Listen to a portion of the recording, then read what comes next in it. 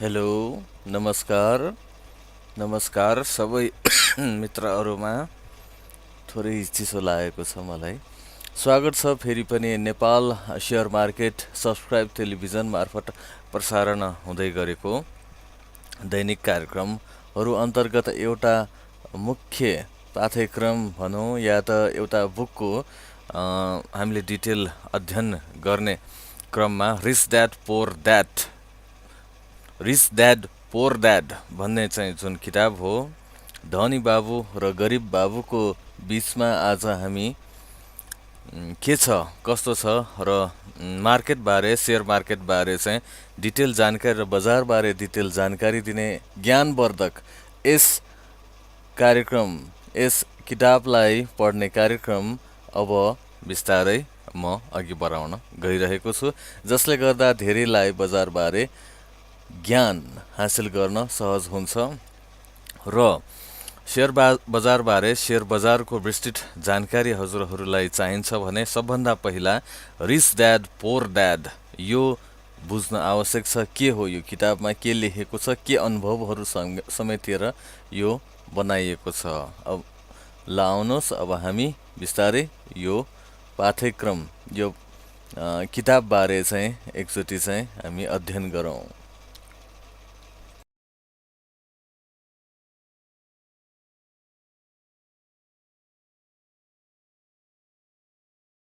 Rich Dad Poor Dad. Author, Robert T. Kiyosaki. Category, Art of Living. Website, http mochsach.info. Date, the 28th of October 2012. Introduction. There is a need. Does school prepare children for the real world?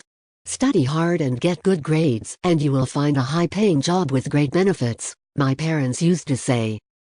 Their goal in life was to provide a college education for my older sister and me, so that we would have the greatest chance for success in life. When I finally earned my diploma in 1976, graduating with honors, and near the top of my class, in accounting from Florida State University, my parents had realized their goal. It was the crowning achievement of their lives. In accordance with the master plan, I was hired by a Big 8 accounting firm, and I looked forward to a long career and retirement at an early age. My husband, Michael, followed a similar path. We both came from hardworking families, of modest means but with strong work ethics. Michael also graduated with honors, but he did it twice, first as an engineer and then from law school. He was quickly recruited by a prestigious Washington, D.C., law firm that specialized in patent law, and his future seemed bright, career path well-defined and early retirement guaranteed. Although we have been successful in our careers, they have not turned out quite as we expected. We both have changed positions several times for all the right reasons, but there are no pension plans vesting on our behalf.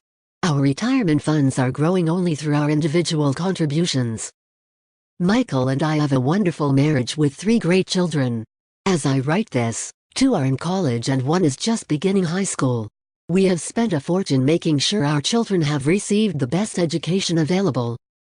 One day in 1996, one of my children came home disillusioned with school. He was bored and tired of studying. Why should I put time into studying subjects I will never use in real life? He protested. Without thinking, I responded, because if you don't get good grades, you won't get into college. Regardless of whether I go to college, he replied, I'm going to be rich. If you don't graduate from college, you won't get a good job, I responded with a tinge of panic and motherly concern. And if you don't have a good job, how do you plan to get rich? My son smirked and slowly shook his head with mild boredom. We have had this talk many times before. He lowered his head and rolled his eyes. My words of motherly wisdom were falling on deaf ears once again. Though smart and strong-willed, he has always been a polite and respectful young man. Mom, he began. It was my turn to be lectured. Get with the times. Look around. The richest people didn't get rich because of their educations. Look at Michael Jordan and Madonna. Even Bill Gates, who dropped out of Harvard, founded Microsoft. He is now the richest man in America, and he's still in his 30s. There is a baseball pitcher who makes more than $4 million a year even though he has been labeled mentally challenged. There was a long silence between us. It was dawning on me that I was giving my son the same advice my parents had given me. The world around us has changed, but the advice hasn't. Getting a good education and making good grades no longer ensures success, and nobody seems to have noticed, except our children. Mom, he continued, I don't want to work as hard as you and Dad do. You make a lot of money, and we live in a huge house with lots of toys. If I follow your advice, I'll wind up like you, working harder and harder only to pay more taxes and wind up in debt. There is no job security anymore. I know all about downsizing and right-sizing. I also know that college graduates today earn less than you did when you graduated. Look at doctors. They don't make nearly as much money as they used to. I know I can't rely on Social Security or company pensions for retirement. I need new answers. He was right.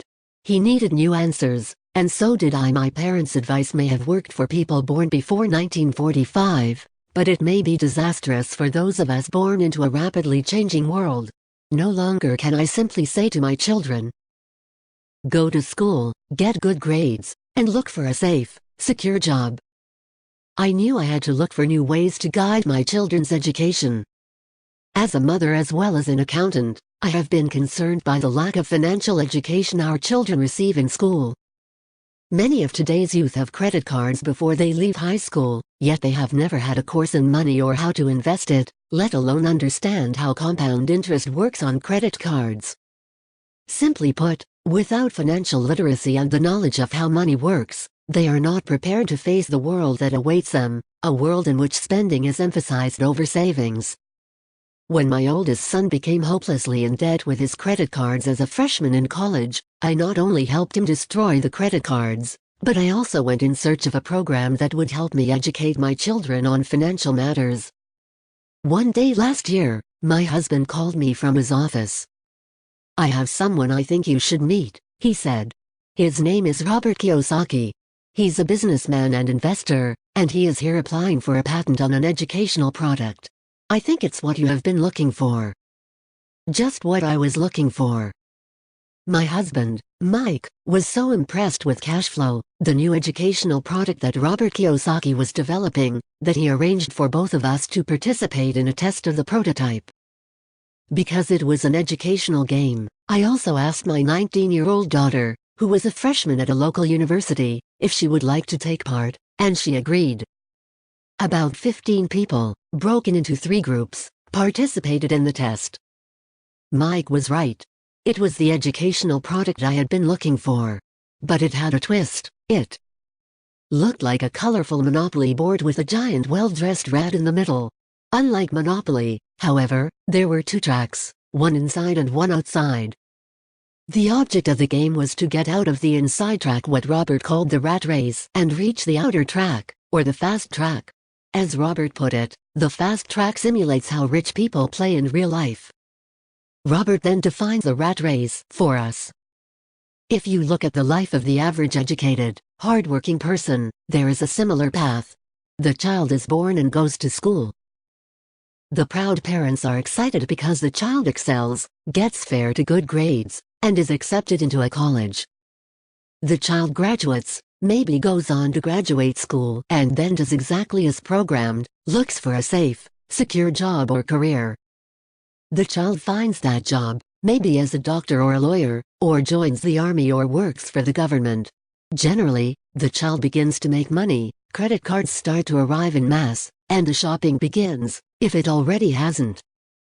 Having money to burn, the child goes to places where other young people just like them hang out, and they meet people, they date, and sometimes they get married.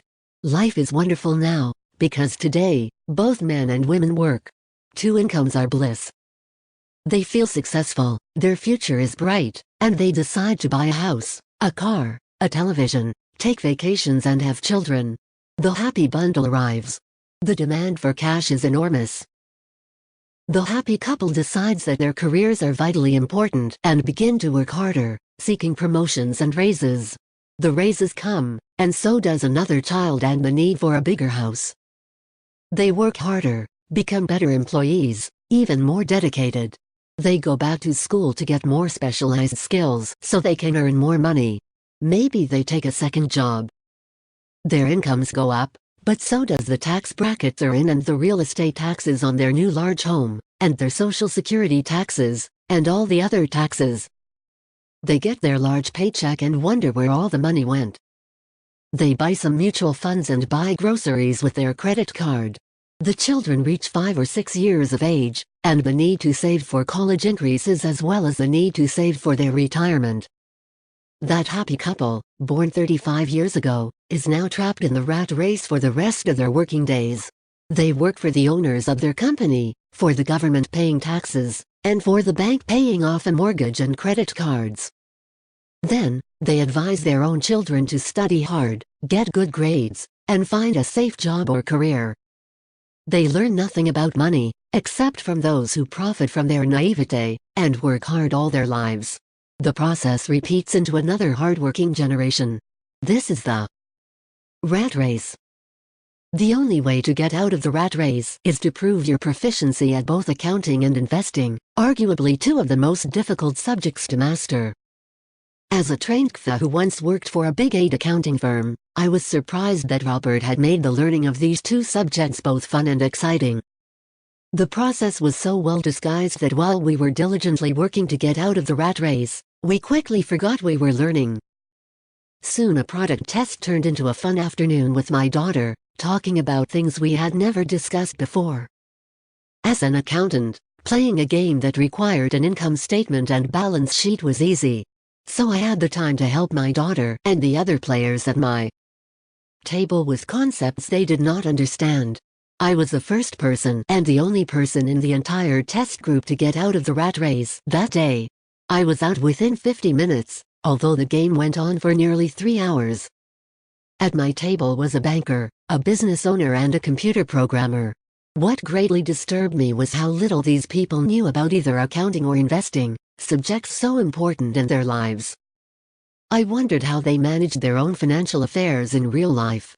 I could understand why my 19-year-old daughter would not understand, but these were grown adults, at least twice her age.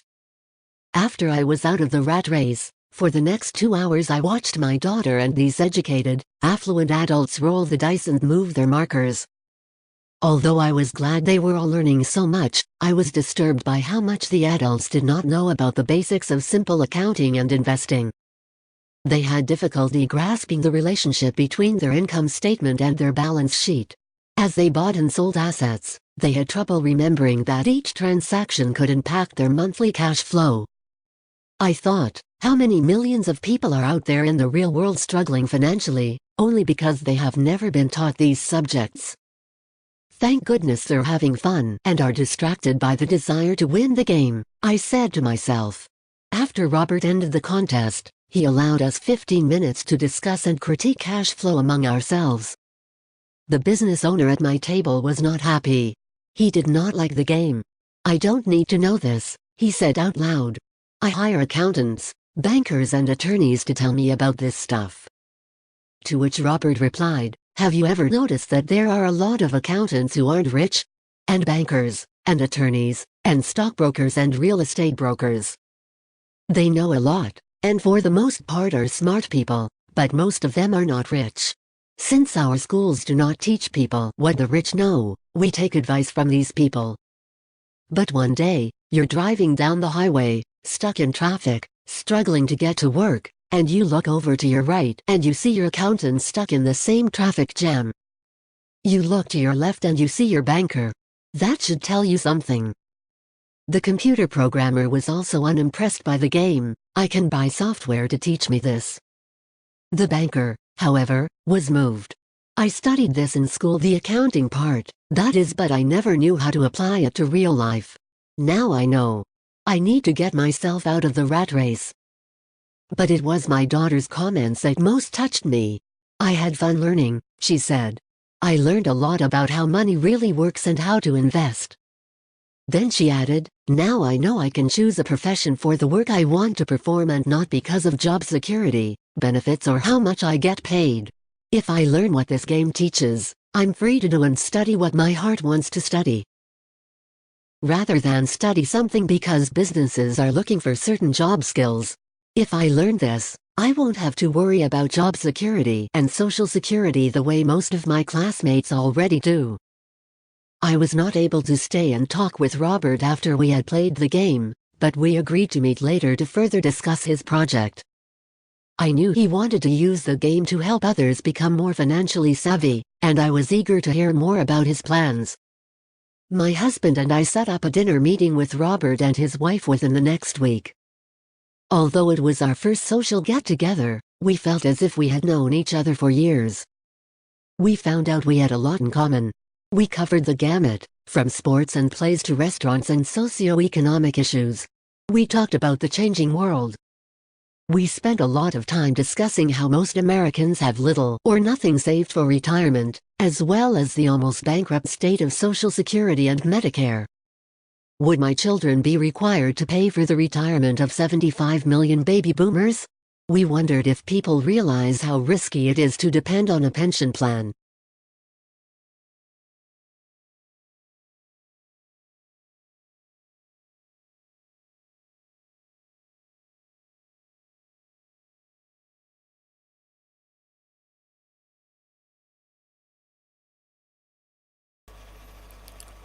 हजुरहरूले अहिले सुन्दै हुनुहुन्थ्यो rich dad पोर dad यो किताबको reading. अब भने केही बेरमा हाम्रो regular लाइभतिर लाग्नेछौँ। हजुरहरूले अहिलेसम्म पनि नेपाल सेयर मार्केट टेलिभिजनको यस कार्यक्रम हेर्नु भएको छैन भने हेर्नुहोस् र सब्सक्राइब, लाइक र कमेन्ट पनि गर्न नबिर्सनुहोला। केही बेरमा हामी सब्सक्राइब गर्न गराउनको लागि हेल्प हजुरसँग माग्दै, अहिले पनि माग्दै एकैछिनमा हामी फर्किँदैछौँ है त। एकैछिन